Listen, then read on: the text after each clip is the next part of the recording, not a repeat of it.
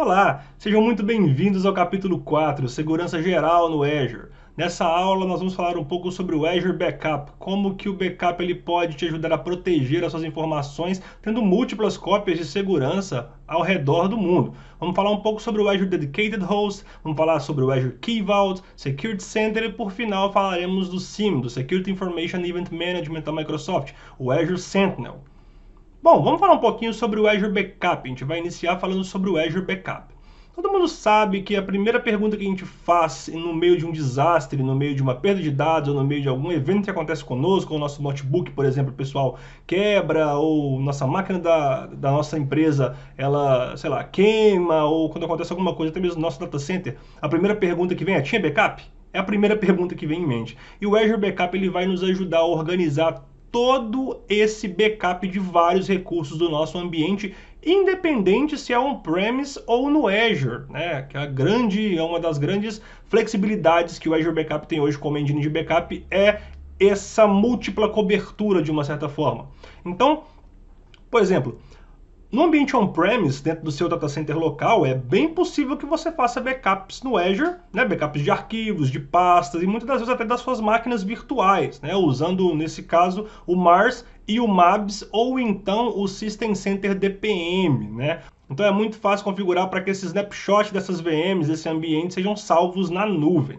Uma outra opção também do Azure Backup é fazer backup das próprias VMs do Azure. Sim, as próprias VMs que estão rodando lá no portal do Azure. É muito simples fazer esse backup diretamente no Vault de Backup lá. É uma solução built-in. Só configurar a política, aplicar e automaticamente nossa VM já vai ser backupeada. Lembrando que, como eu disse até mesmo em aulas anteriores, o backup por si só, ele não é uma feature, ele não é uma funcionalidade a qual ela vai ser habilitada automaticamente. Então, para cada VM, para cada recurso que você criar no Azure, você precisa ter a sua estratégia de backup separada e aí sim você aplica no ambiente. É o que muitas pessoas às vezes confundem, já partindo do pressuposto que a Microsoft ela vai backupear o seu ambiente automaticamente. Não, isso não é feito e vou mostrar para vocês também lá no portal como que a gente faz para poder criar uma política de backup, iniciar esses backups aí para o nosso ambiente ficar sempre protegido e as cópias sempre serem feitas de maneira periódica.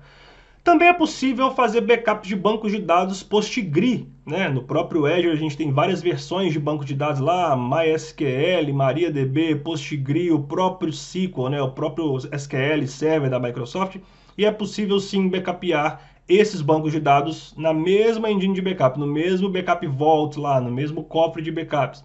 File shares, se vocês configuraram em uma storage account, vocês viram que tem blob, tem file shares, etc. Então também é possível efetuar o backup desse file share específico e assim salvar toda a biblioteca de documentos que a sua empresa tem. Lembra aqueles PPTs, aqueles XLS, aquelas planilhas malucas que o departamento financeiro tem, departamento administrativo tem, que geralmente a gente usa aquele script maroto do Robocop ou algum outro tipo de cópia para poder copiar isso para HD externo, para um NAS, etc. Vamos salvar isso na nuvem? Vamos lá usar o Mars, vamos usar a estratégia do Azure para que a gente possa salvar isso na nuvem e assim ter múltiplas cópias através de várias regiões? É muito mais seguro, concorda? Um HD externo ou um NAS, ou até mesmo um storage pode queimar a qualquer momento e a Microsoft ela possui automaticamente replicado esses backups lá. Então vamos fazer o backup do nosso, tanto do file share on-premise, quanto do próprio file share na storage account, na nuvem, no Azure Backup Vault.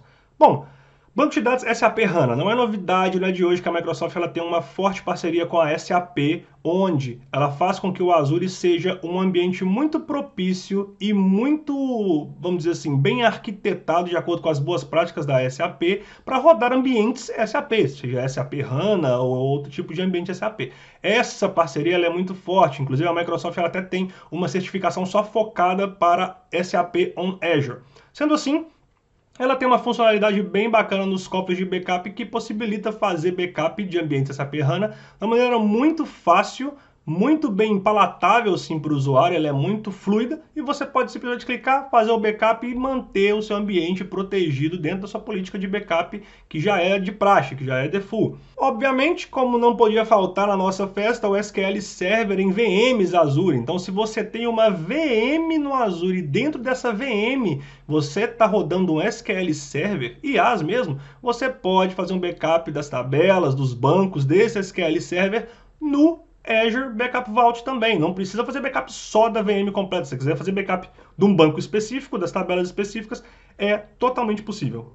Obviamente, se estamos falando de backup de VMs, backups de discos gerenciáveis, aqueles discos de dados ou disco do próprio sistema operacional, também é compatível, também deve ser levado em consideração, e podemos fazer o backup de discos gerenciáveis também no mesmo vault. Você pode criar vários vaults e eu vou explicar um pouco sobre isso. Blobs do Azure, assim como FileShares, também é possível armazenar backup dos blobs no próprio Backup Vault lá. No mesmo Backup Vault que você armazena no FileShares, é possível você armazenar backup de blobs do Azure também.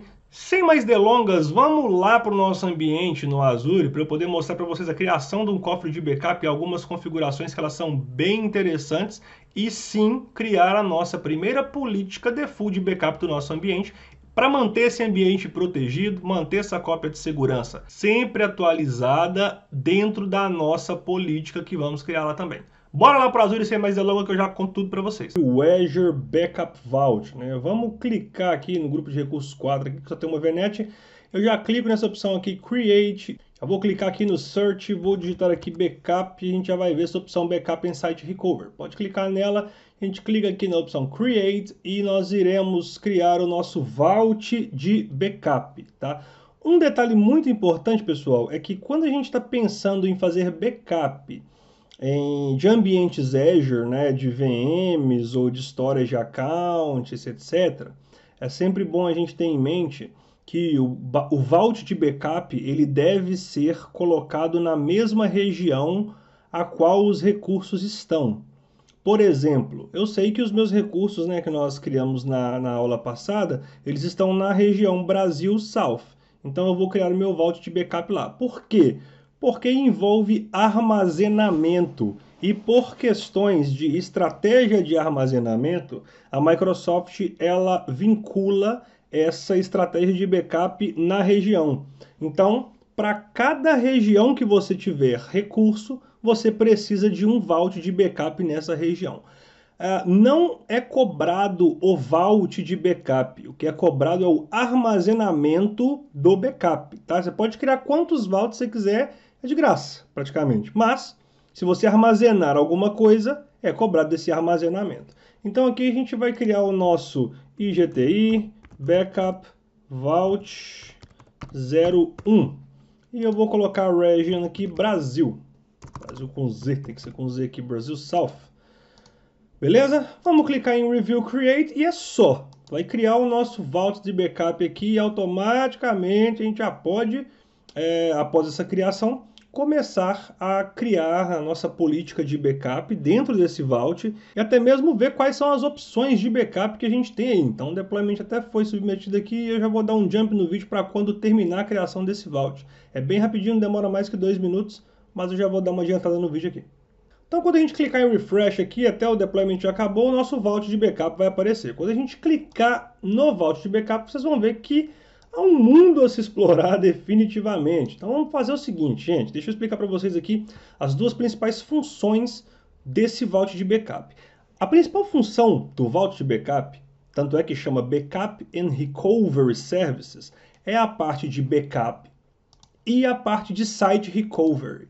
Nesse curso a gente não vai abranger essa parte de Site Recovery aqui, mas backup é uma coisa, Site Recovery é outra.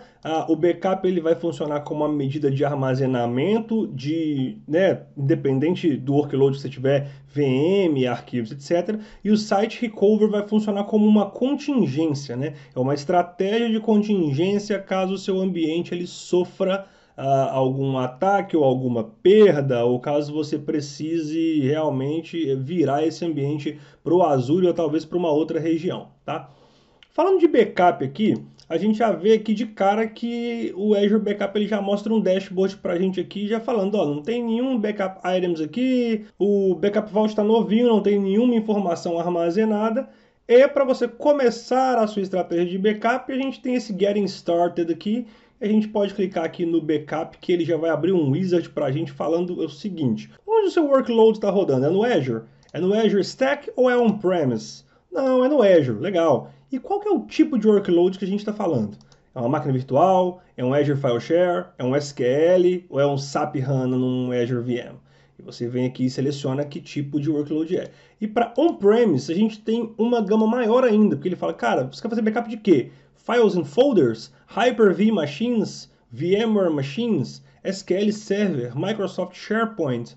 Microsoft Exchange? Backup de System State ou até mesmo Bare Metal Recovered?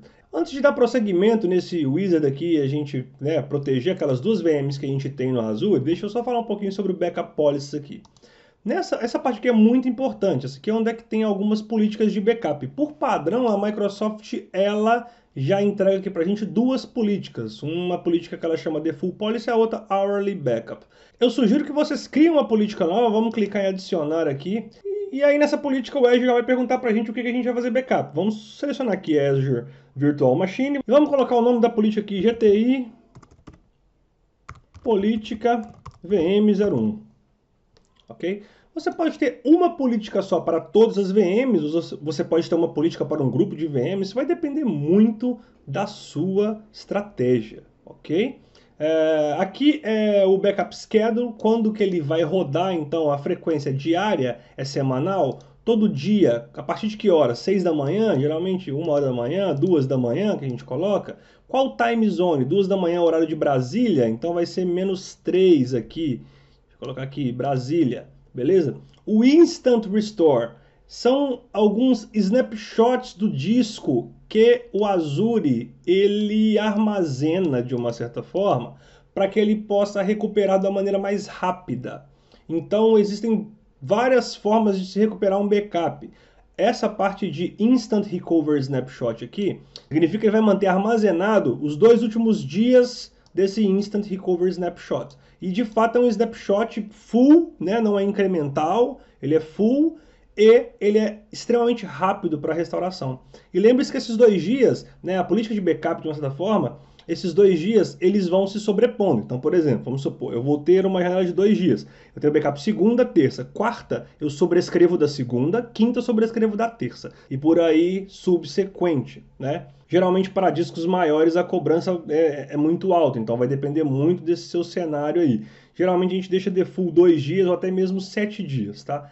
Já nesse aspecto aqui da retenção diária, tem gente que gosta de trabalhar no período de 7, 14, 28 ou 35 dias, vai depender do seu cenário. O que acontece? Geralmente existem ambientes em que você precisa ter uma granularidade maior no que diz respeito à restauração da máquina. Vamos supor se a gente está trabalhando aqui então com o Daily Backup Point aqui de 7 dias. Significa que segunda, terça, quarta, quinta, sexta, sábado e domingo a gente fecha e a segunda-feira sobrescreve a última segunda, terça, quarta e assim por diante. O que acontece é que você vai ter uma granularidade apenas de uma semana. Vamos supor que a pessoa fala com você, eu queria um backup do dia 13 do mês passado. Você não vai ter esse backup do dia 13 do mês passado. A não ser que você opte por trabalhar aqui com um período de 31, mas aí lembre-se, cada dia é uma cópia. Então, se a gente está falando de um disco de 1 tera, por mês você vai ter 31 teras armazenados ali. Então vai ser a cobrança de 31 terabytes de dados armazenados ali. Porém, a gente tem algumas opções que são um pouco mais flexíveis. Vamos supor que você não precisa dessa granularidade diária, mas às vezes você precisa de um backup pelo menos de semanal, né? A gente habilita aqui essa Retention of Weekly Backup Point aqui, e a gente trabalha geralmente com 12 semanas. Significa que todo domingo às 2 da manhã eu vou tirar uma cópia e armazeno. Então eu vou ter aí 3 meses, né? 12 domingos para trás. Então se a pessoa falar com você assim, Gustavo, eu queria o backup do último dia 13, Você vai falar assim, cara, do dia 13 eu não tenho, porque foi na terça-feira, vamos supor. Mas eu tenho do domingo. Já adianta? Poxa, já adianta. Bacana. E no que diz respeito a armazenamento, a gente está falando de 12 terabytes no intervalo de 3 meses. Então, no intervalo de 3 meses, eu vou ter esses 12 terabytes ali, né? Que vai ser um por semana. Se ainda assim 3 meses for um intervalo muito curto de tempo, depende muito de auditoria, de regulamentação, você precisa ter um backup maior, cara. Eu preciso ter um backup que eu tenha uma granularidade de voltar até 5 anos, talvez, para trás. A gente habilita aqui o Monthly Backup Point. E a gente faz ele Week Based ou Daily Based. O Daily Based, ele pega o dia, então, por exemplo, todo dia 5 de cada mês, eu vou tirar um snapshot pelos próximos 60 meses, ok? E eu vou ter 60 snapshots aí num período de 5 anos. Se ainda assim você precisar de um armazenamento mais longo, Microsoft ela provê também aqui o Yearly Backup Point, que aí a gente fala, cara, todo final do ano, em dezembro, quando a gente fechar as contas da empresa, estiver tudo certinho, na última semana de dezembro, né? Vamos colocar aqui na last, do domingo, o domingo da última semana de dezembro, pelos próximos 10 anos eu tiro um snapshot. Então eu vou tirar um por ano. Então, chegou no último domingo da última semana de dezembro, eu tiro o snapshot e guardo. Chegou no próximo ano, tiro o snapshot e guardo por 10 anos ou até por 99 anos, né? Possivelmente eu não vou estar nem aqui para poder ver essa restauração, né? Possivelmente não, não devo estar aqui, a gente não deve estar aqui para ver essa restauração acontecer, mas a Microsoft ela garante isso por padrão aqui da própria ferramenta, ok? Geralmente a gente trabalha com Retention of Early Backup Point aqui em alguns cenários que são muito específicos quando a gente precisa de um longo termo, né? Geralmente ele não é muito habilitado, não, vai depender muito do cenário. Eu já trabalhei em alguns projetos que isso era habilitado, que essa opção era habilitada, mas foram projetos bem específicos. Se foi um ou dois na minha carreira, foi muito. E aqui embaixo, muito interessante. Todo mundo reclamava antes da Microsoft que quando eu salvava aqui, ela criava um grupo de recursos com nome totalmente misterioso, Azure Backup, papai, e isso atrapalhava bastante a parte de identificação disso, naming convention e etc.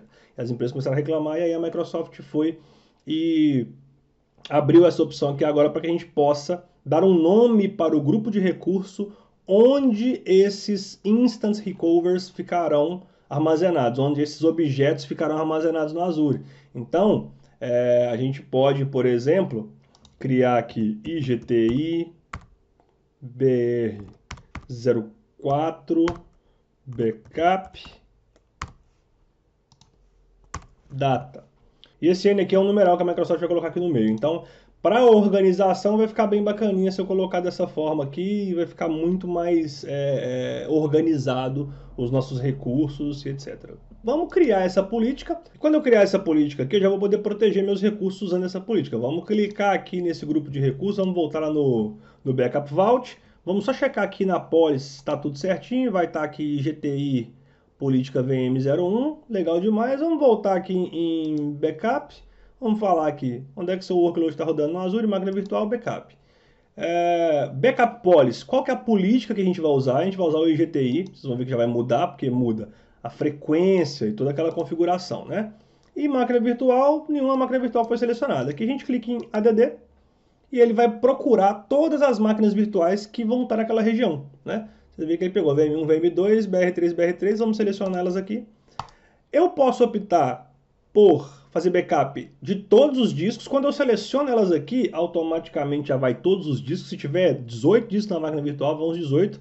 Ou em alguns casos, quando você fala, não, cara, tem uns discos de dados lá, ou então o disco de dados que tem é de SQL, a minha estratégia de backup para SQL é separada, eu não preciso. Eu posso marcar esse checkbox aqui de somente o disco de sistema operacional. E aí o restante eu garanto com outra estratégia de backup. Geralmente a gente usa isso aqui completão.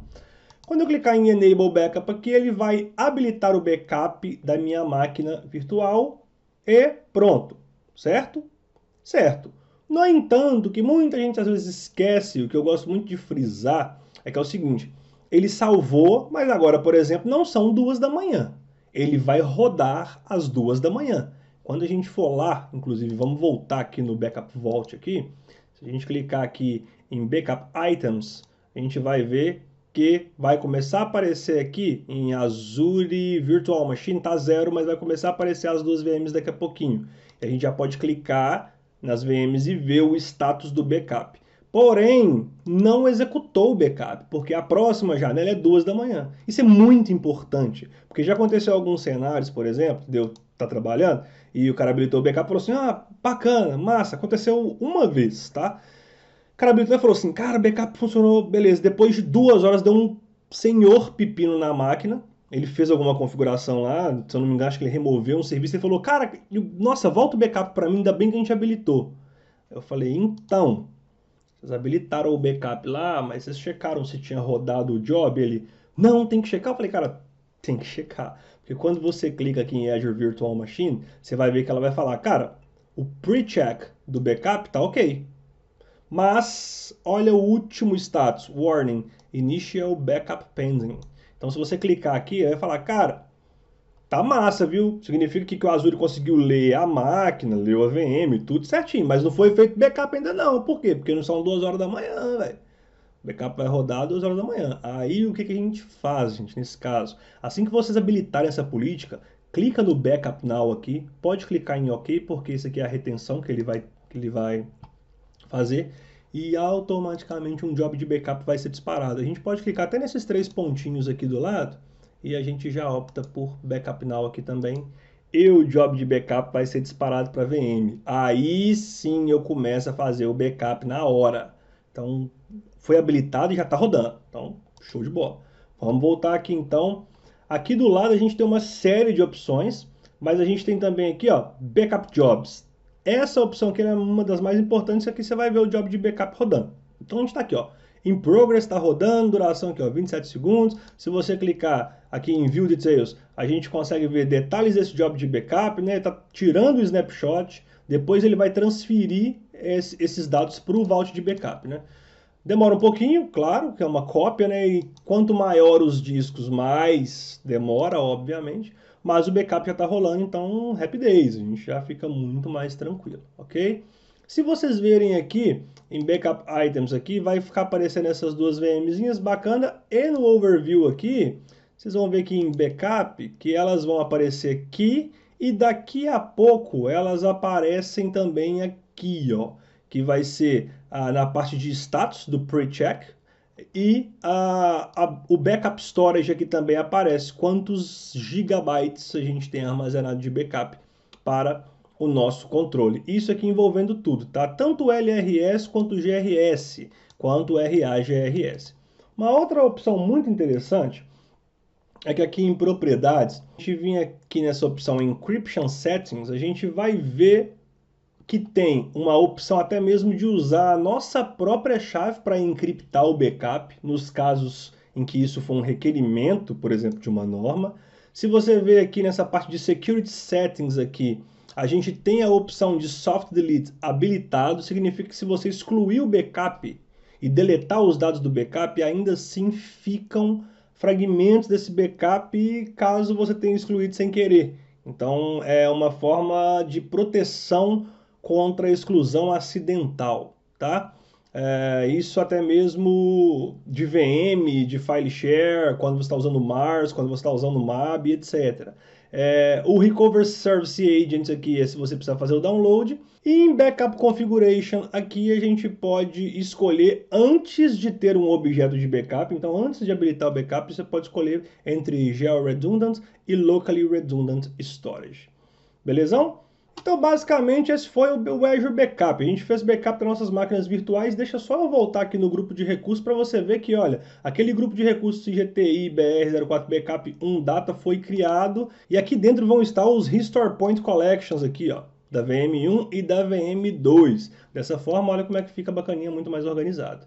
Esse foi o Backup Vault. Tem muito mais para aprender sobre o Backup Vault. Isso aqui foi só uma introdução, como que faz backup de VM. Vocês viram, né, gente? Uma outra coisa muito interessante também é que você pode fazer o backup direto da VM, tá? Então, uma vez que você já tem o Vault configurado, eu poderia muito bem vir aqui na VM01.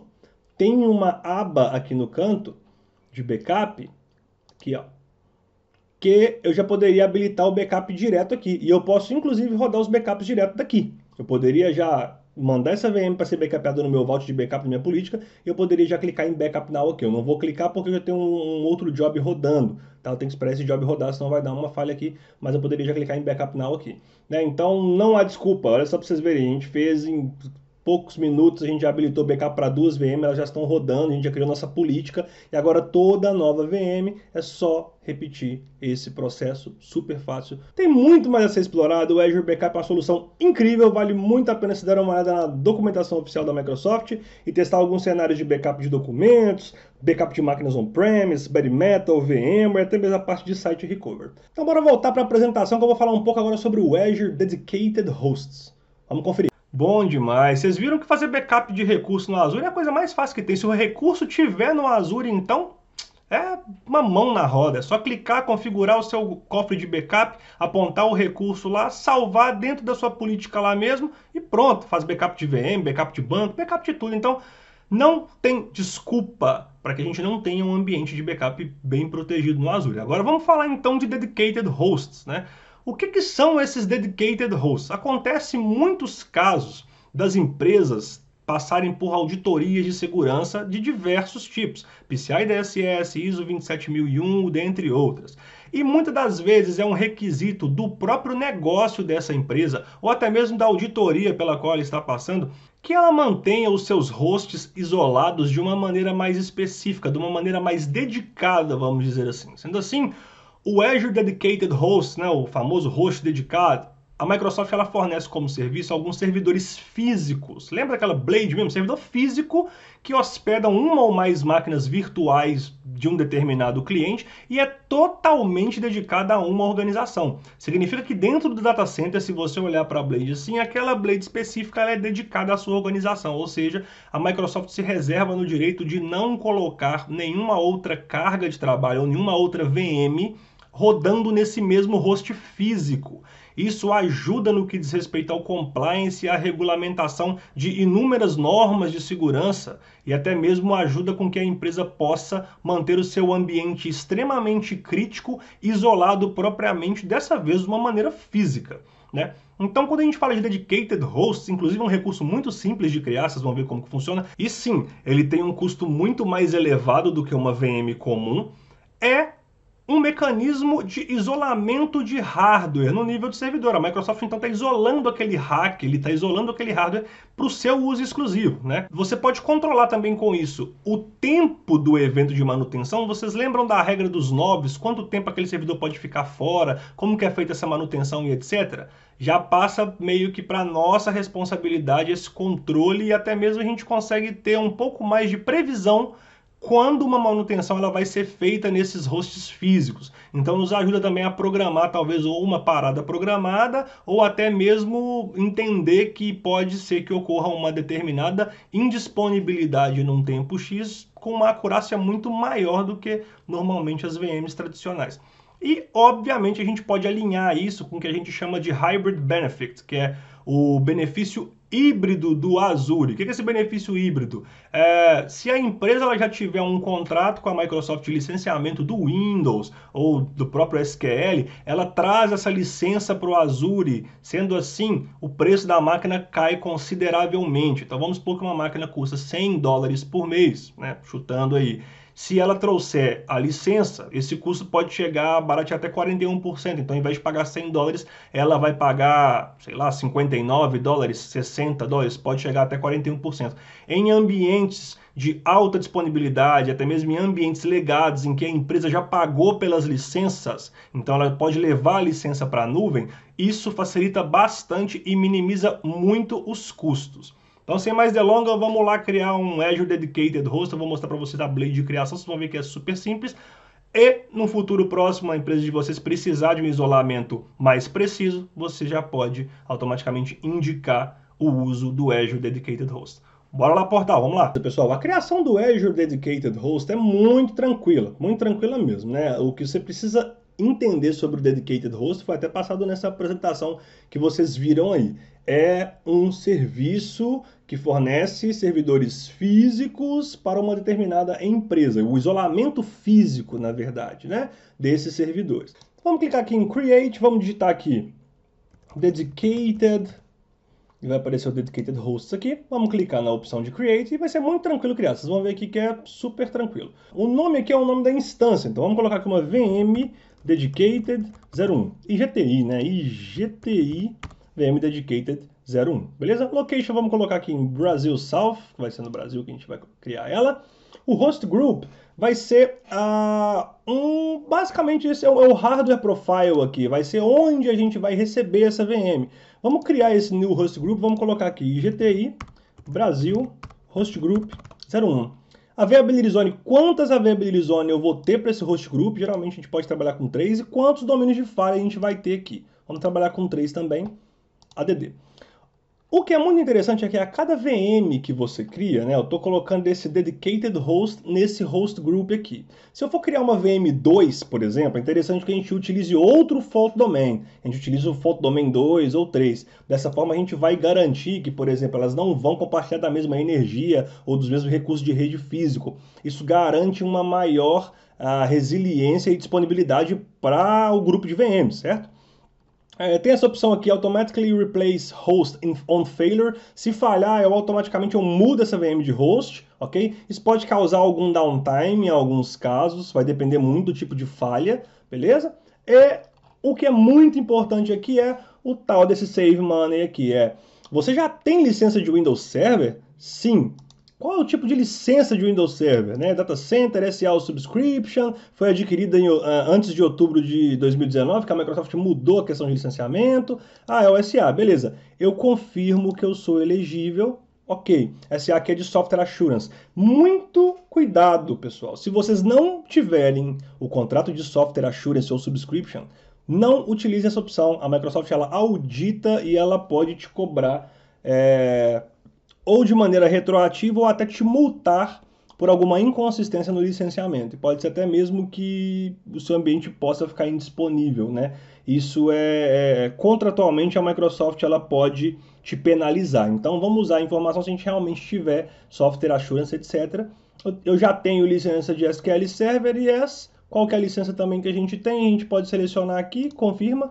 Quando eu clicar em Review Create, eu não vou criar aqui, porque ele vai criar um Dedicated Host. Essa instância custa relativamente cara por causa desse isolamento, vocês já deveriam suspeitar, claro. Quando eu clicar em Review Create, automaticamente ele vai criar para mim esse Host Group aqui, que é esse Hardware Profile, e essa VM. Na próxima vez que eu for criar uma VM, eu já vou ter o meu Host Group aqui, é só selecionar ele e seguir com as criações. Aqui em Size Family eu esqueci de falar o tipo da família, né?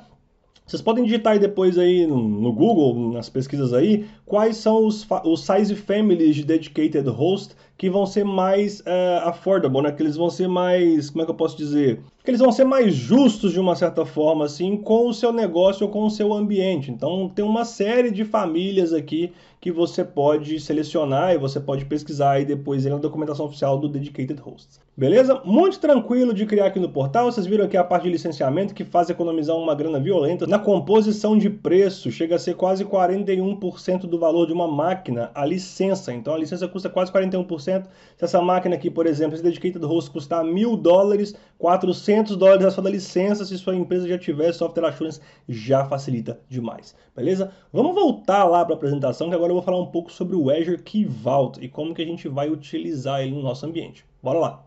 Muito bom. Então agora vamos falar do Azure Key Vault. Bom, muitas pessoas nos perguntam, né, durante as implantações, como que elas fazem aí com o velho password em post-it, ou o famoso vou te mandar a senha por e-mail e etc.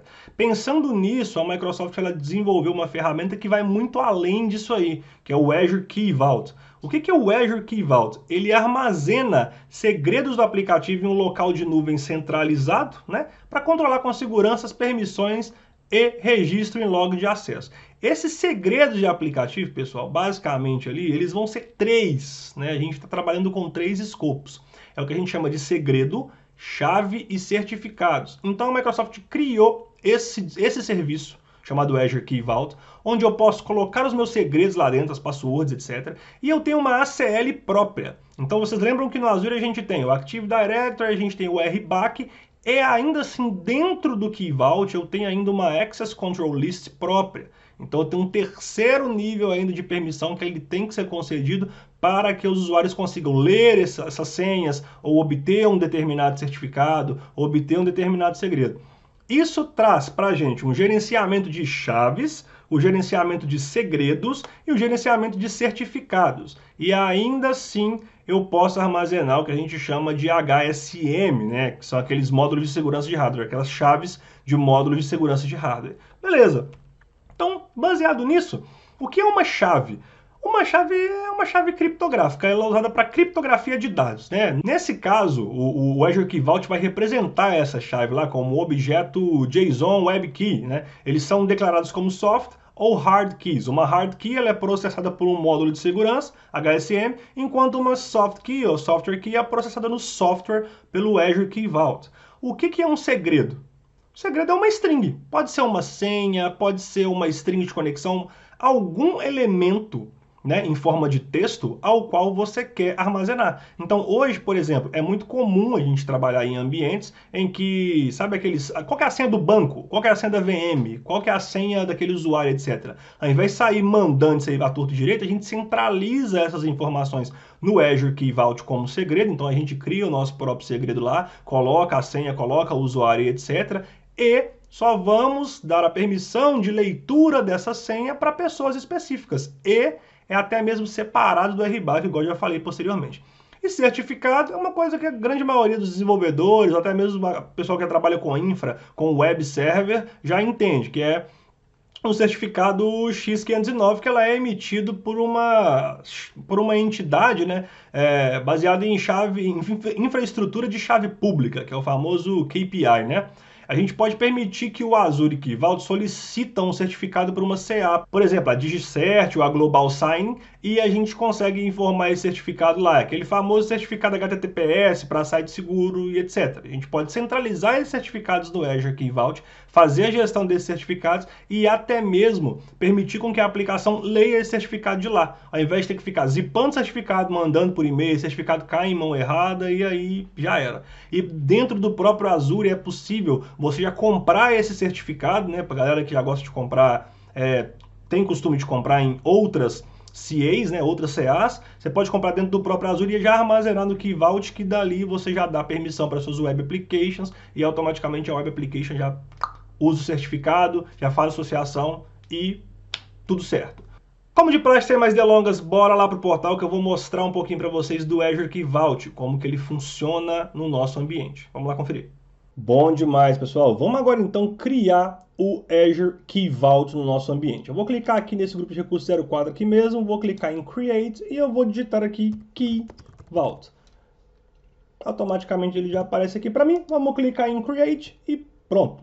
Vamos dar um nome para o nosso Key Vault. Vamos colocar aqui IGTI Key Vault 01. Ok? Beleza, Region. Pode ser uma região... Estou colocando no Brazilian South, mas pode ser qualquer outra região que você quiser colocar, não tem nenhuma restrição aí não. O Pricing Tier aqui ele vai ter duas opções, Standard ou Premium. O Premium ele vai ter suporte a chaves HSM, vamos usar o Standard aqui para nossa demo. E aqui embaixo a gente vai ter essa parte de Soft Delete Key, que é os dias que eu vou reter ainda os vaults que foram deletados. Significa que quando eu deletar um vault, mesmo que eu apague o vault e delete o recurso todo, ainda assim eu vou ter 90 dias para que eu possa restaurar esse vault, para eu poder desdeletar, vamos dizer assim, esse vault aqui. Tem essa parte aqui do Purge Protection, porque quando você deleta um objeto, ele fica ali naquela zona de desdeleção, então eu posso desdeletar, e quando eu faço purge é o delete total, é remover esse objeto de uma maneira que não há uma recuperação. Então se eu habilitar esse Purge Protection aqui, vai ser uma retenção obrigatória de 90 dias. Mesmo que eu delete um Key Vault e queira até mesmo recriar ele com o mesmo nome, ele vai estar em estado de deleção pelos próximos 90 dias. Então, se eu habilitar o Purge aqui, eu não tenho nem como fazer o Purge, né? Até mesmo... Isso é uma opção muito boa para ser deletada em casos que você está trabalhando com alguns certificados ou segredos que eles são muito sensíveis e pode ser que em algum momento você precise recuperar. Então, é fair enough. Eu vou deixar aqui o Disable Purge Protection, que não vai ser o nosso caso.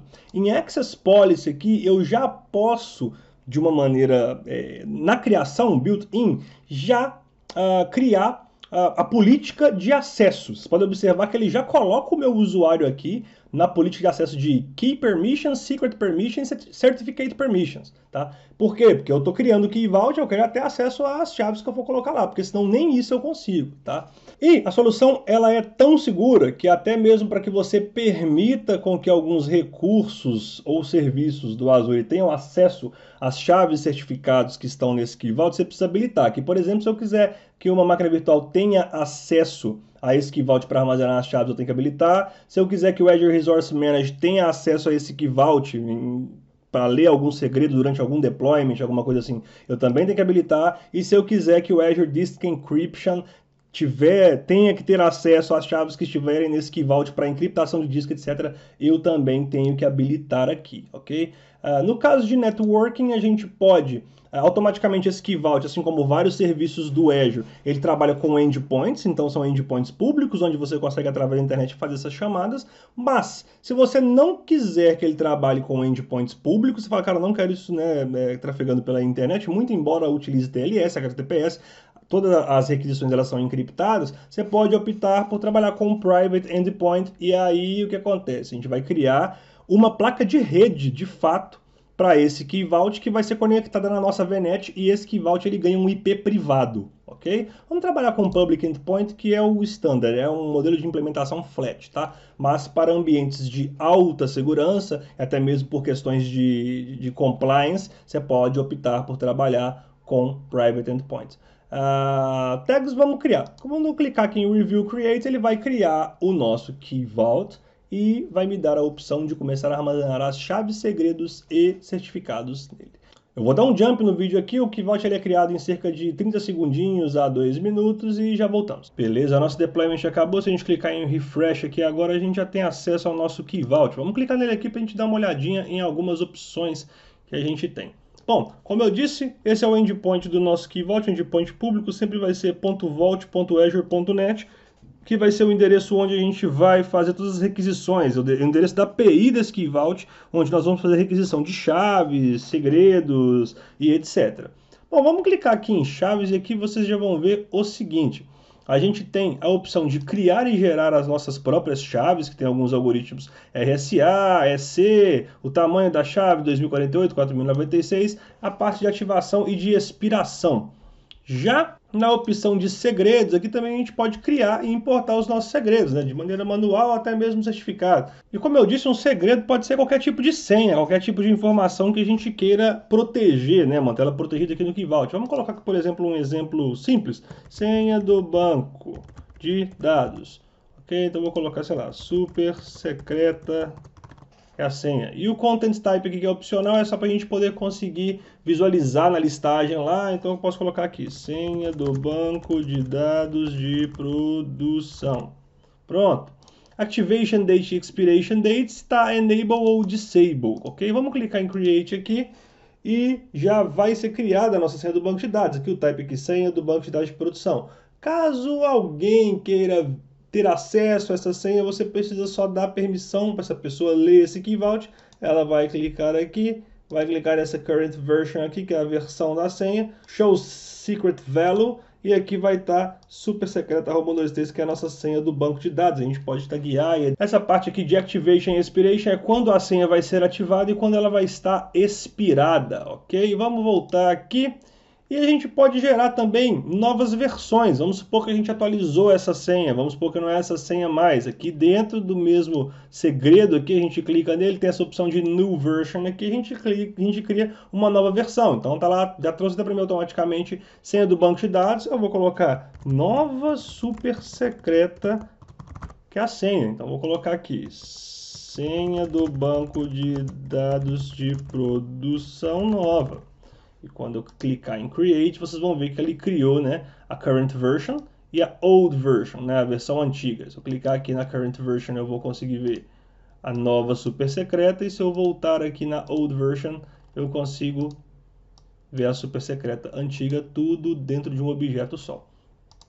Certificates aqui é a parte dos certificados, ok? Certificados X509, eu posso gerar e importar. E aí, nesse caso, eu posso até mesmo gerar um certificado para minha aplicação, né, baseado lá na CA, na DigiCert. A Microsoft mesmo, ela já faz essa compra do certificado, ele custa, né, e aí automaticamente ele é importado, ou até mesmo eu posso já pegar um certificado existente e importar. Eu não preciso nem fazer a parte de Generate aqui, é só clicar na parte de Import, eu dou o nome para o certificado e faço o upload dele aqui com a senha. Muito mais simples do que ficar mandando certificado para as pessoas aí por e-mail ou salvando em pendrive, etc. Vamos utilizar o Key Vault para ser o nosso principal centralizador de segredos, chaves e certificados, beleza? Quando eu voltar aqui no Key Vault, vocês vão observar que nessa opção Access Policy aqui está o meu usuário que já foi atribuído automaticamente porque eu fui o criador do Key Vault. Porém, eu posso adicionar mais pessoas para poder ler esse Key Vault. Por quê? Se eu deletar simplesmente aqui o meu usuário e salvar, vou clicar em OK aqui, o meu próprio usuário, mesmo eu tendo sido o criador do Key Vault, quando eu clicar para tentar ler aquele segredo que eu criei, eu vou até dar um refresh aqui, ele não vai deixar, ele vai falar, cara, a operação listar não está habilitado, então eu nem vejo, tá vendo? Você não tem permissão, você está desautorizado. Então, muito além do RBAC que está aqui, que eu tenho o role assignment necessário para ler essas informações desse Key Vault, eu preciso também de uma Access Policy específica para cada usuário. Então, é como se fosse um segundo nível de autorização. Eu vou clicar aqui em ADD Access Policy para voltar com o meu usuário para o lugar. E aqui eu tenho várias opções já built-in. Key, Secret e Certificate Management, Key e Secret Management, Secret and Certificate Management, vai depender do que você quer que a pessoa faça, né? Aquele famoso que você precisa fazer. Você precisa listar suas chaves, certificados e segredos, etc. Nesse caso aqui eu vou dar a permissão então para o meu usuário só de segredos, eu quero ver só os segredos. Você vê que Key Permissions aqui fica 0, Certificate fica 0 e o Secret Permissions fica 7. Lembrando que eu tenho a opção de Get, List, Set, Delete, Recover, Backup, Restore e o Purge aqui, que é a deleção totalmente definitiva desse recurso. Eu posso, inclusive, falar assim, cara, eu quero que o Gustavo leia esse segredo, mas ele não pode ter a opção de deletar, recuperar, fazer backup e restaurar. Quero só que ele tenha a opção de get, se ele estiver utilizando aí templates ARM para poder fazer o retrieve desse segredo, a parte de listagem e até mesmo a parte de set. Ou então eu tiro a parte de set, eu não quero que ele sete nada. Eu quero só que ele tenha a permissão de get e de list. Não tem problema nenhum. Eu vou clicar no Select Principal aqui e vocês lembram do Security Principal, né? Eu vou procurar pelo meu próprio e-mail aqui, pelo meu próprio usuário, vou selecionar ele aqui, quando eu clicar em ADD, ele vai aparecer, eu clico em salvar aqui também, que é muito importante, e aí sim, se eu voltar lá em Secrets, clicar em Refresh aqui, eu já tenho a opção de ver aqui, se eu até errado aqui o banco de dados, sem problema não, já tenho a opção de ver o segredo. Então clico no Current Version aqui, consigo ver o segredo, mas como eu só tenho a opção de Get e de List, eu não tenho essa opção de New Version, não posso gerar um segredo novo, não tem problema nenhum. Ok? Basicamente esse é o Azure Key Vault, é uma solução muito útil para nós que trabalhamos, né, com a Azure diretamente, tanto para desenvolvedor ou quanto administradores, arquitetos, engenheiros. Solução muito completa que vai proteger as nossas chaves, segredos e certificados, sendo assim eu não preciso mais armazená-las de maneira insegura. E eu tenho aqui até mesmo mais um mecanismo de ACL para proteger essas chaves, segredos e certificados que ficaram armazenados aqui no meu Key Vault. Belezinha? Vamos lá para a apresentação que eu vou falar agora sobre o ponto central de segurança no Azure, finalmente o Azure Security Center. Bora lá dar uma conferida. Muito bom. Como vocês viram, são muitos recursos de segurança que a gente já viu até aqui, desde o capítulo 1, 2, 3, agora no 4. É recurso demais. E como é que eu faço então, Magela, para poder, cara, ter uma visão unificada disso? Eu vou ficar doido. Tem muito recurso de segurança em diversos recursos da maneira muito espalhada. E como é que eu faço? Pensando nisso, a Microsoft ela criou o Azure Security Center. Ele é o centrão mesmo, é o centro de segurança do Azure.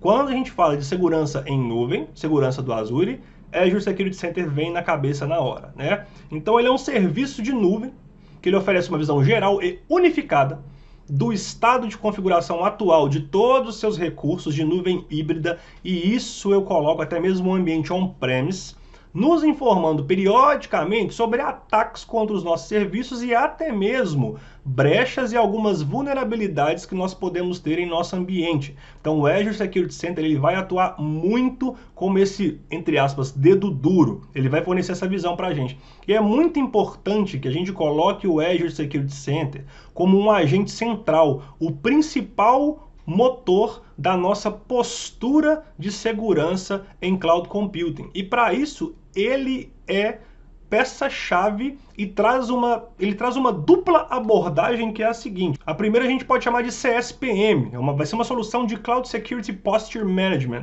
Ele vai fornecer constantemente para a gente o tempo inteiro essas informações a respeito do estado de configuração de todos os recursos existentes e inclusive os recursos novos que as pessoas forem adicionando, configurando e esquecendo as boas práticas de segurança. Sendo assim, com isso a gente evita que uma má prática, uma má configuração, ela afete o nosso ambiente ou ela exista por um bom tempo ao tempo de conseguir afetar o nosso ambiente. E o segundo ponto muito importante é que ele também funciona como uma plataforma de proteção de carga de trabalho, que a gente chama de CWPP.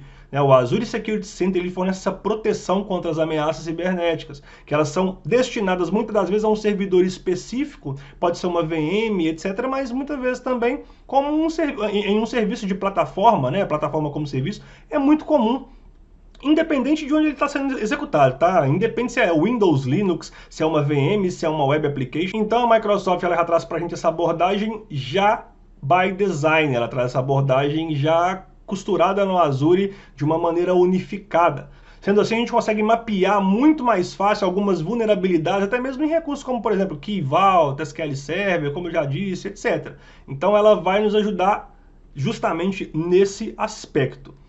Vai fornecer recomendação de segurança para o nosso ambiente, detectar e bloquear malwares em vários aspectos, em alguns casos, e analisar e identificar possíveis ataques. Vamos lembrar também que o Azure Security Center, ele basicamente vai ter 4 pilares muito bem definidos, que é a parte da conformidade com a política, como eu já disse, PCI DSS, ISO 27001, se você está passando por um processo de auditoria e você precisa assegurar para os auditores que o seu ambiente em nuvem, ele tem todos os requisitos necessários para ser aprovado nessa certificação, ou todos os requisitos necessários para se colocar como seguro perante a essa auditoria, automaticamente o Azure ali traz no Azure Security Center essa validação e vai ajudar a gente a desenhar a nossa postura de segurança da informação para com essas políticas e regulamentações.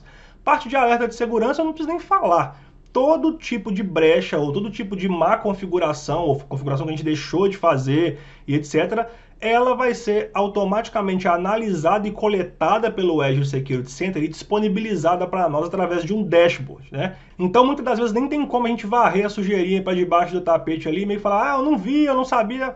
O Azure Security Center vai alertar. A parte de classificação de segurança, o Azure Security Center ele tem um componente muito importante, que ele é chamado de Secure Score. Ele é um score virtual, é uma nota ao qual a Microsoft ela atribui para o seu atual estado da sua postura de segurança. Então ela fala, olha, de 0 a 100, vamos supor, você hoje está 37. Então para que você alcance o 100, que é a nota máxima, e a nota máxima significa que o seu ambiente está seguro, você precisa fazer isso. Então ela vai trazer essa abordagem de gamificação para ficar um pouco mais palatável também para o usuário, ficar um pouco mais simples de lidar com isso, até porque a gente sabe que, né, seres humanos, nós, a gente é muito focado em score, a gente é muito desde criança, né? Eu fiz mais ponto aqui no jogo, eu faço mais ponto, não sei o quê. Então ela trouxe essa abordagem de gamificação para ficar mais fácil. Fala assim, olha, de 0 a 100 está 37. Nossa, é uma forma de mensurar também a sua postura. E falar, velho, 37 de 100, pô, me ajuda aí, vamos buscar o 100. É muito tranquilo buscar o 100. E, além disso, eu vou te ajudar a buscar o 100. Então o Azure Security Center ele te pontua, ele fala, sabe por que você não é 100? Por causa disso. E lá você vai no checkbox, vai seguindo toda a documentação e muitas das vezes essas dicas vêm acompanhadas, 99% vêm acompanhadas da documentação oficial, para não falar 100%, né? Vem acompanhado da documentação oficial e como habilitar aquele recurso. Então muitas vezes a pessoa fala, ah, mas tá falando aqui que o meu banco não tem Transparent Data Encryption habilitado, como é que faz? Cara, clica lá que tem o step by step que a Microsoft vai te ensinar como habilitar. Ah, clica no banco, vai lá em opções, habilita. Quando você habilitou, salvou, demora uns 10 segundinhos para Azure Security Center e pum, beleza. Aquele red flag ele vai ser alterado para um green flag e a Microsoft vai falar, olha, você não é mais 37, você agora já é 42, 45 e vai aumentando assim o seu score. E por final, ela dá uma visão muito bem clara sobre essa parte de cleanup do ambiente, que muitas vezes a gente deixa o ambiente solto lá, ambiente de teste misturado com produção, e ela possibilita com que a gente traga essa abordagem para a nossa postura, uma abordagem de cleanup, uma abordagem de limpeza. Vamos limpar, gente, os recursos que não estão sendo utilizados e até mesmo os recursos de teste. Ambiente de teste não significa que é ambiente bagunçado, significa que é ambiente de teste. Ele está seguro? Ele está provendo toda a segurança necessária? Tem recurso ali que eu nem estou utilizando mais, eu posso limpar, eu posso usar, inclusive, o Azure Security Center para ver ali alguns recursos que estão ali, obviamente, high priority ali na lista de segurança, que a segurança está zoada. E você fala, cara, eu não preciso mais desse recurso e eu posso limpar. Então o Azure Security Center, ele é, de fato, o motor central de segurança da informação no Azure, de segurança de cloud no Azure. É impossível falar de segurança de cloud no Azure sem falar de Azure Security Center. Um outro adendo mais para a gente não esquecer. Ele é capaz de expandir essa proteção para o seu ambiente on-premises e multi-cloud. Se você tem VM rodando na AWS, se você tem VM rodando no Google ou qualquer outra cloud, Alibaba, Oracle Cloud, etc., é totalmente possível e viável com que você instale o agente do Security Center nessa VM, ele começa a coletar os dados, enviar para o Azure Security Center, para sua subscription, e lá você consegue ter uma visão unificada de um todo, né, de vários pontos, inclusive multi-cloud on-premise. Muito bacana, é uma feature particularmente eu gosto demais, né, por trabalhar com cyber, inclusive cyber in cloud, me ajuda muito, me ensina muito através da parte de política e regulamentação.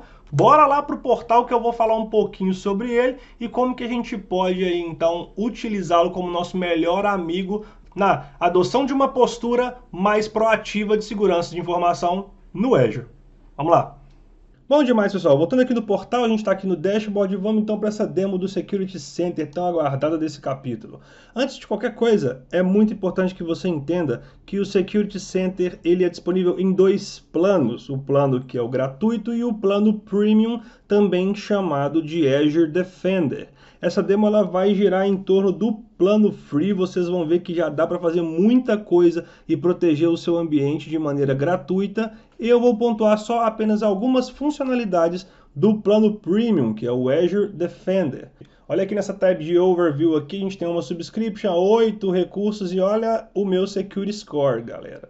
24% de 100, só tem 6 pontos. No nosso canto direito aqui, em Insights, tem uma série de recomendações. Eu vou fazer até um scroll down aqui, vocês veem que tem até mesmo outros pontos a serem considerados. Se eu clicar aqui em Active Recommendations, eu vou ver as recomendações ativas do meu ambiente. Olha, 2 unhealthy, 1 healthy e 5 que não foram aplicadas.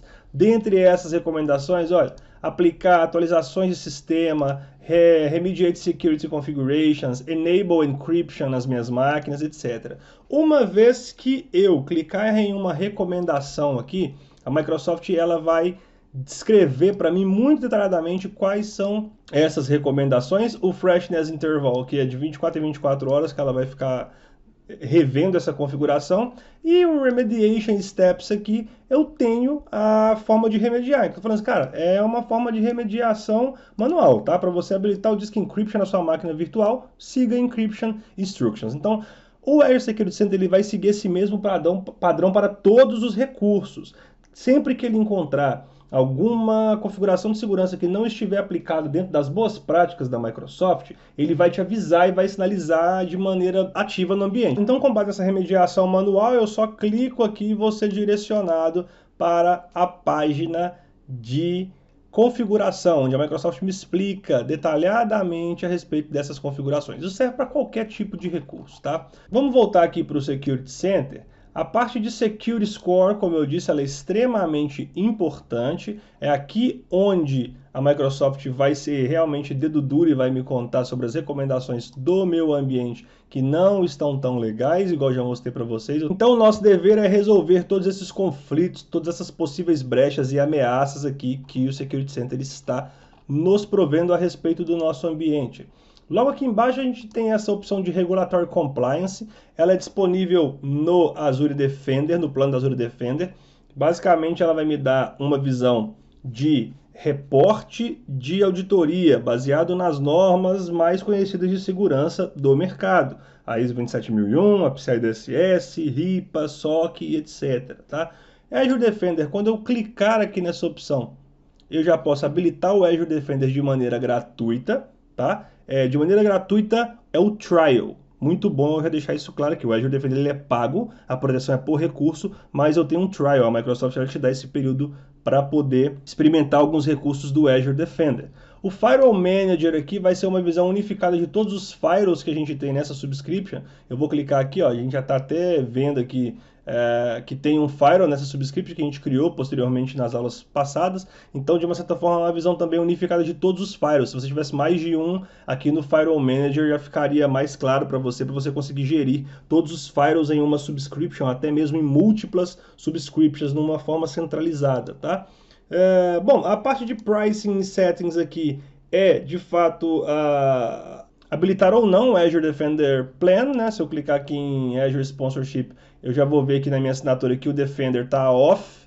Então, com isso, eu só consigo usar o Continuous Assessment e Security Recommendations, ok? E o Azure Security Score, ambos de maneira gratuita. Mas, se eu quiser dar aquela tunada no meu ambiente, eu clico em Azure Defender On e aí eu consigo habilitar aqui, inclusive, para todos os recursos que estão na minha assinatura, ou eu posso habilitar para apenas alguns recursos. Por exemplo, aqui ele está falando para mim que eu tenho um Key Vault e 2 servers. Você quer habilitar para os 2 servers e para esse um Key Vault? Fala, cara, não quero habilitar para os servers, eu quero habilitar só para o Key Vault. Ou eu não quero habilitar nem para o Key Vault, nem para os servers. Eu não quero habilitar para ninguém, aqui você escolhe. Lembrando que a Microsoft ela cobra nesse Azure Defender Plan $15 mensalmente por servidor, $15 por instância de App Service, $15 por SQL Database e alguns centavos para Key Vaults, para Container Registries e etc. Então é muito bem ficar ligado que quando você habilitar o Azure Defender, a cobrança é por recurso,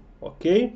Voltando aqui no Security Center, a gente tem a parte de Security Policy, que a gente vai ver ainda a parte do Azure Policy nos próximos capítulos desse módulo, e como que o Azure Policy ele vai fazer a referência à parte de Security Policy, ela vai estar aqui. Ok? Security Solutions são algumas soluções de segurança que a Microsoft ainda provê com o Security Center. Vocês lembram que eu disse a vocês que é possível também você proteger o seu ambiente on-premise, instalando o agente nas suas máquinas virtuais? Aqui a gente tem a opção Non-Azure Servers, né, que a gente clica em Ads aqui, em ADD, a gente cria um workspace no Log Analytics, faz o download do agente, instala na nossa VM e começa a coletar essas informações. Okay? Aqui a gente tem o SIEM e também tem o Web Application Firewall, que a gente pode clicar em Ads aqui e criar o nosso Web Application Firewall para a proteção das nossas aplicações.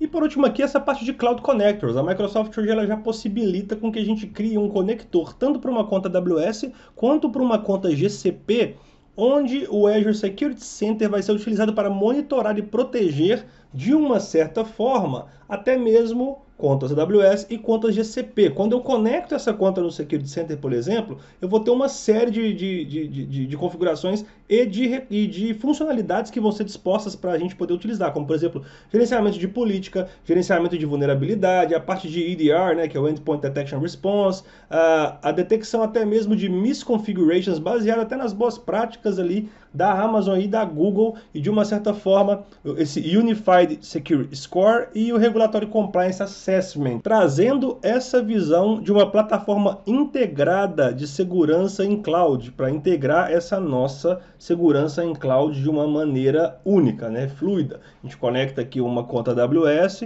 e a gente pode conectar também uma conta GCP, ok? Pois bem, pessoal, o que eu queria deixar bem claro para vocês nessa apresentação é que a gente tem já habilitado por default vários mecanismos gratuitos que vão nos ajudar. Essa parte aqui, por exemplo, de recomendações, ela é fantástica. De maneira gratuita, o Azure já rodou o meu ambiente inteiro e falou sobre a minha postura, do meu Security Score. Então, eu não tive nem que pagar para isso. Se eu quiser, obviamente, ir para um tier maior, se eu quiser ir para uma estratégia mais robusta, para que eu possa trabalhar com regulatory compliance, etc., eu habilito aqui o Azure Defender Trial, testo, se for bacana eu continuo pagando o plano, senão eu posso simplesmente cancelar e dar um passo para trás, né? Falar assim, não, eu quero voltar para a proteção basic, né, ou free do Security Center, ok? Pois bem, então eu posso clicar em uma dessas recomendações aqui e já começar a ir resolvendo o meu ambiente, por exemplo, a parte de Endpoint Protection. As duas máquinas virtuais não temos o Endpoint Protection rodando. Vamos clicar aqui, por exemplo, instalar o Endpoint Protection. Quando eu clicar em Install N2 VMs, ele vai falar assim, ah, beleza, esse Microsoft Malware aqui, ok. Vou clicar em Create. Aqui eu posso configurar toda a parte desse anti-malware, inclusive a parte de Real-Time Protection, que ele fique sempre habilitado, e o Schedule Scan, para ele poder rodar um escaneamento periodicamente. Se eu habilitar aqui, eu falo, cara, roda o escaneamento para mim, qual que é o tipo? Quick ou Full? Pode ser Full, todo domingo, por exemplo, Scan Time 120 aqui.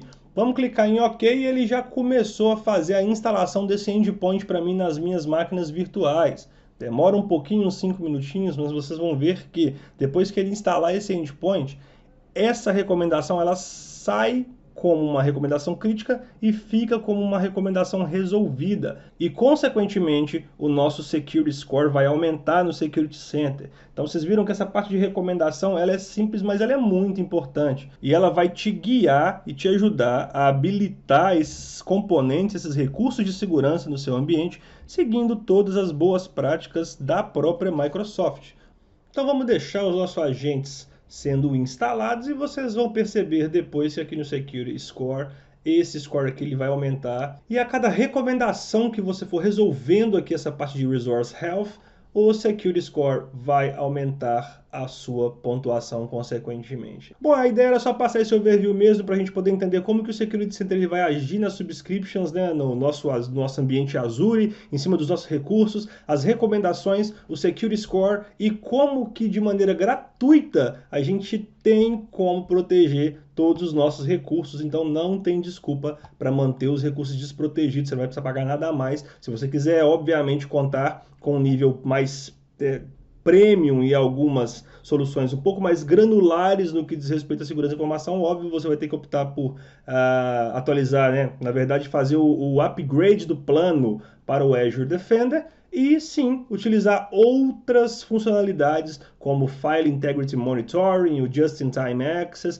e etc. Bom, então eu vou voltar para a apresentação, eu vou falar um pouco sobre o Azure Sentinel para a gente poder fechar essa cadeia de segurança geral no Azure e, de uma certa forma, também entender como que o Sentinel vai se conectar em nosso ambiente, vai nos ajudar nessa postura de segurança da informação e monitoramento, acompanhamento de eventos, orquestração e etc. Então vamos lá comigo rapidinho de volta para a apresentação para a gente falar um pouquinho sobre o Azure Sentinel e algumas considerações muito importantes.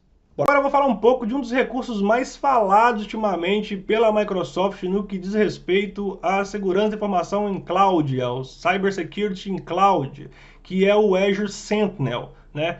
O Azure Sentinel ele é uma solução de gerenciamento de informações de segurança, né? O Security Information Event Management, de eventos e informações de segurança da informação no Azure, né? E também é uma engine de resposta automatizada de segurança, mais conhecido como SOR, que fornece uma análise de segurança e inteligência contra ameaças em uma empresa. Qual é a função do Sentinel, então? A função do Sentinel é coletar informações de múltiplas fontes de dados e criar uma atmosfera propícia a resposta a incidentes, muitas das vezes de maneira automática no Azure. Então ele vai recolher dados ali do Microsoft 365, do Azure Active Directory, de uma certa forma Microsoft Cloud App Security. Ele vai coletar informação de várias fontes de dados diferentes, né? Então ele vai trabalhar com esse gerenciamento de segurança de informações e ele vai então finalmente combinar essas duas soluções que antes no Azure elas eram separadas, que é o gerenciamento de informação de segurança, o SIEM, e o gerenciamento de eventos de segurança, que é o SAM. Eram separadas essas informações e antes causavam uma série de dúvidas e muitas das vezes complicações na implantação no ambiente. A Microsoft falou, pera, vamos criar uma visão unificada e eu vou fazer o Azure Sentinel um produto de integração e um produto que ele possa trazer essa abrangência de cobertura para múltiplas áreas da segurança no ambiente Azure. Uma das principais características do Azure Sentinel é a agregação de dados. O que é isso? Eu vou coletar logs de diferentes sistemas e vou manter em um lugar só. Isso pode incluir, tá? Rede, aplicativo, servidor, log de banco de dados, uma série de logs, tá? Logs. E vou centralizar num lugar só. Então, o que a gente faz, por exemplo, com Greylog, Splunk, etc., a gente vai fazer com o Sentinel, né? Ele vai utilizar o Log Analytics e a gente vai centralizar os logs todos lá de uma maneira com que ele possa ler e daí sim a gente consegue criar a nossa estratégia de leitura. A análise forense ela é muito importante uma vez que nós estamos cientes de um problema de segurança. Cara, a gente sabe desse problema. O SIEM ele é usado para analisar esses eventos e detectar como e por que o problema aconteceu. É fantástico, porque muitas vezes você fala assim, um problema XYZ, mas como ele aconteceu? Por que ele aconteceu? Muitas das vezes a nossa narrativa ela para aí. Então a gente não tem essa resposta. Isso vai ajudar muito o nosso time de segurança, o Blue Team, a identificar e neutralizar esses danos e até mesmo no futuro evitar com que esse problema se repita, porque segurança da informação, inclusive em ambiente cloud, é sempre um aprendizado contínuo. Então, basicamente, a gente vai usar uma abordagem aí do livro 5 da ITIL aí, que é a melhoria do serviço contínuo, e a gente vai sempre melhorar o nosso serviço, a nossa postura de segurança da informação, aprendendo com os erros e impedindo, que é o ponto principal, que ele se repita novamente. Um outro papel bem importante é a parte do painel de controle. Todos esses dados que são agregados, essas informações, eles precisam ser unificados em um gráfico que seja simples. Imagina eu jogo um tanto de dados na sua tela e você fica, cara, o que eu faço com isso? Está acontecendo um evento, está acontecendo um problema, eu não consigo nem saber por onde começar. Então esses gráficos eles vão nos ajudar de uma maneira muito mais simples identificar esses eventos visualmente e até mesmo algumas anomalias. Então através desses gráficos você fala, opa, uma anomalia aqui, opa, um problema ali. E o nosso time de gestão desse tipo de evento, ele consegue trabalhar de uma maneira mais rápida e eficaz, tá? Um outro ponto muito importante são os alertas. Os dados que são agregados ali, eles são analisados automaticamente através da engine ali, e qualquer anomalia que é detectada, ela se torna um alerta. Então fala, opa, Gustavo, achei um problema aqui, cara. É um alerta. E esses alertas eles vão ser utilizados para poder avisar algumas pessoas-chave, para poder agir e se defender, né? Nossa equipe se defender e até mesmo tomar alguma ação no ambiente. Muitas vezes eu posso até usar esse alerta para uma ação automática. Eu posso criar ali uma ação automática, caso aconteça isso, ele faça aquilo. E a gente faz com que a nossa equipe consiga tomar essa ação de maneira imediata e muitas das vezes até evitar o pior. A parte de correlação é muito importante. É uma das responsabilidades do SIEM fornecer essa conexão significativa entre alguns atributos de eventos que são comuns, né? É nessa correlação aqui é que essa agregação de dados, que foi um dos primeiros itens que a gente falou, vai ser muito utilizada, porque uma simples linha de log de um banco de dados, ou uma simples linha de log de rede, pode não significar muita coisa. Você fala assim, beleza, uma linha aqui, ok, não significa muito, mas se eu cruzo e combino essas linhas de logs de uma VM com um banco, com um network, etc., eu posso chegar num denominador comum de um potencial ataque, ou de um potencial risco, ou até mesmo de uma anomalia que não foi detectada previamente. Isso nos ajuda muito. A agregação de dados e a correlação, elas são dois pontos muito chave nessa construção da inteligência do Sentinel, né, da inteligência do SIEM, que vai nos ajudar a identificar riscos, vulnerabilidades no nosso ambiente em cloud. Finalizando a retenção. Um dos requisitos de conformidade dessas normas, por exemplo, 27001, PCI DSS, etc., é manter esses dados, esses logs, por longos períodos de tempo, 5 anos, 10 anos, 15 anos. Isso também nos ajuda a estabelecer alguns padrões desses longos períodos de tempo e detectar as anomalias de maneira mais fácil. O que são esses padrões? Cara, se eu já tenho 5 anos de dados aqui e de uma certa forma a engine ali, o motor, ele já entende a forma com que o seu sistema ele trabalha durante esses 5 anos, caso você não tenha nenhuma feature nova ou nenhuma funcionalidade que foge extremamente do padrão, é esperado um padrão de comportamento sempre, né? É binário, a gente está falando de tecnologia, sempre binária. É esperado esse padrão de comportamento sempre. Algo que foge desse padrão automaticamente gera um alerta, né? A gente fala, pô, eu não estou acostumado a ver isso durante os últimos 5, 10 anos. Então, automaticamente, quanto mais você usa o Sentinel, mais ele aprende o seu ambiente e mais ele vai ser eficaz ao identificar essas anomalias e esses riscos. É por isso que a retenção ela é muito importante, a gente manter os logs tanto para conformidade quanto para aprendizado e identificação de padrões em um ambiente. Sem mais delongas, vamos ver a carinha do Sentinel, vamos lá ver como que ele se comporta e vamos ver como é que faz para poder habilitar ele a nossa subscription lá no Azure. Bora lá, portal!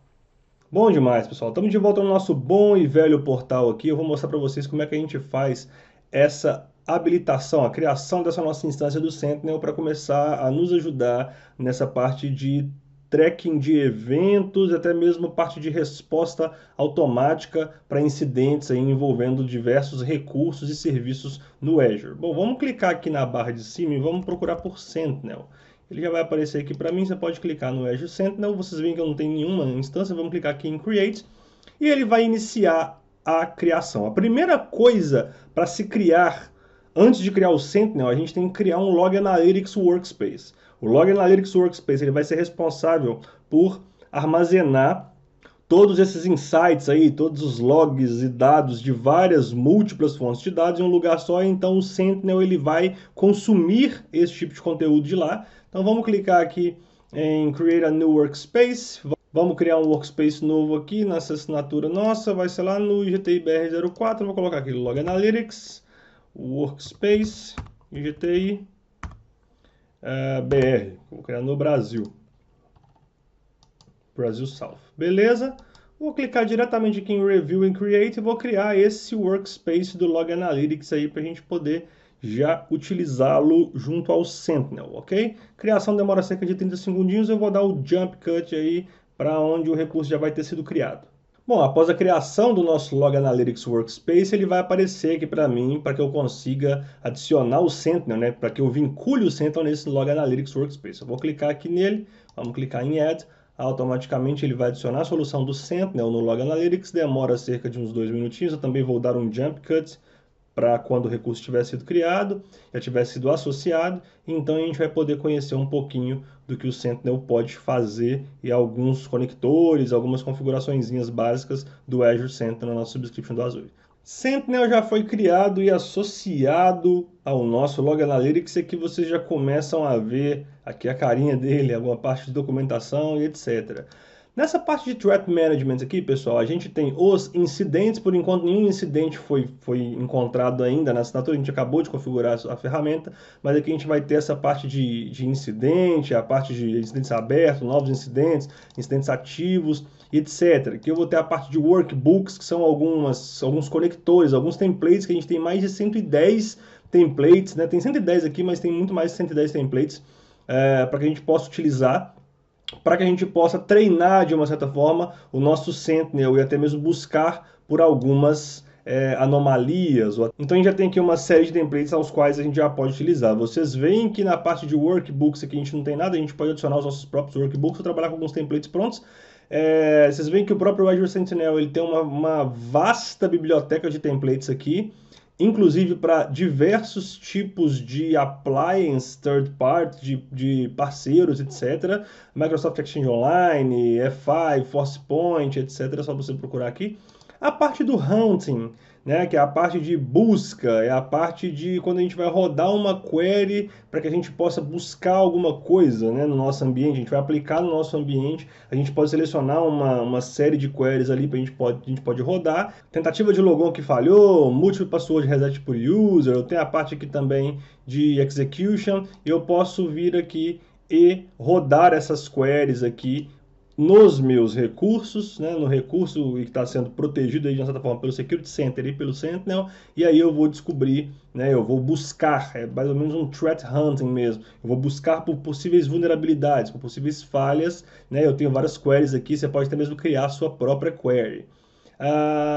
Na parte de Threat Intelligence, isso aqui é uma parte nova, está em preview, está saindo do preview, é onde a Microsoft ela vai aplicar essa inteligência de ameaças, né? Ela tem uma engine por trás, um machine learning por trás, onde ela vai traçar alguns modelos e conseguir entregar esse Threat Intelligence para você aí, assegurar o seu ambiente e proteger os seus recursos baseado nesse machine learning.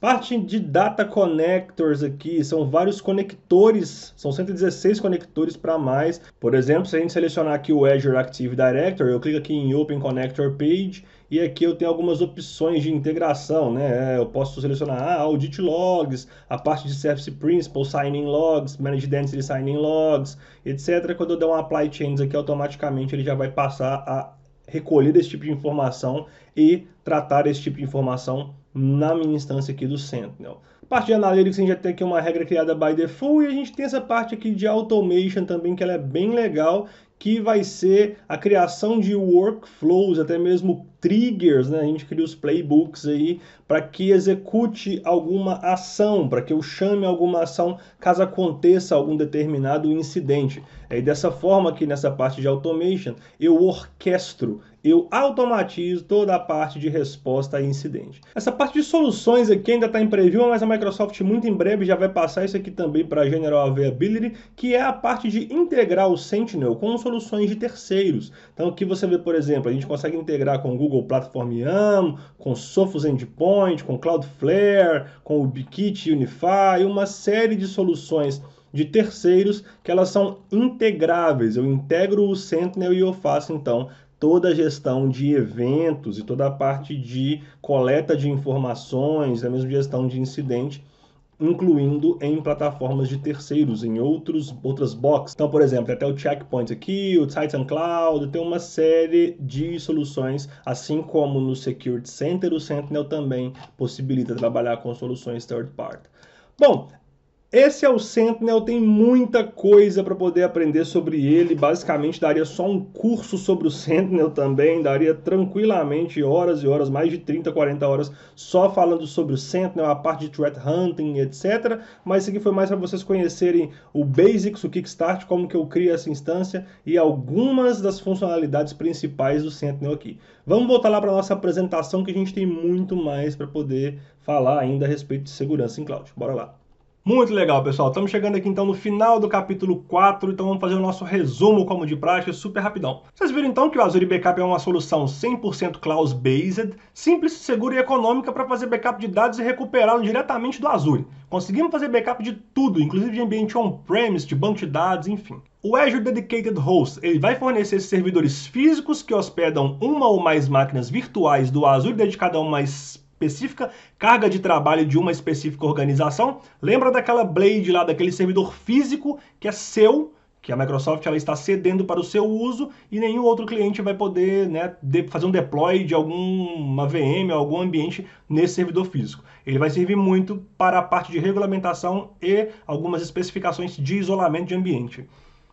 O Azure Key Vault vai armazenar chaves, segredos certificados, igual a gente viu na demo, bem bacaninha, num lugar centralizado. Pelo amor de Deus, não vamos mais colocar senha em post-it, anotar senha e mandar para o coleguinha, mandar por e-mail. Não, gente, a gente tem o Azure Key Vault, que é uma solução quase que gratuita, o preço dela é irrisório e a gente consegue colocar os nossos segredos lá e dar permissão de acesso. Vamos trabalhar com segurança e com inteligência no nosso ambiente. Vimos também o Azure Security Center, que é o nosso coração da segurança no Azure, né? Ele vai oferecer essa visão geral unificada de configuração de segurança e a nossa postura de segurança atual no ambiente, né, atual, o que está acontecendo agora, né, estende-se ao on-premise e estende-se também até mesmo outros cloud providers através dos agentes que podem ser instalados nas VMs onde quer que estejam. Fechando, a gente viu o Sentinel, a solução de gerenciamento de informações de segurança, o SIEM, e solução de resposta automatizada de segurança, o SOR, que fornece uma análise de segurança e inteligência contra ameaças em uma empresa. O Sentinel é aquele cérebro que vai nos ajudar a sempre identificar aqueles padrões, a tratar de maneira adequada os eventos de segurança, uma possível vulnerabilidade, um possível risco e trazer essa abordagem de melhoria contínua para nossa postura de segurança na nuvem. Combinado? Muito obrigado por ter assistido esse capítulo. No próximo nós vamos falar um pouco sobre monitoramento de serviços de nuvem no Azure. Vou falar um pouco sobre o Azure Advisor, o Azure Service Health e o Azure Monitor. Então, mais uma vez, como é de praxe, vejo você no próximo capítulo. Até lá!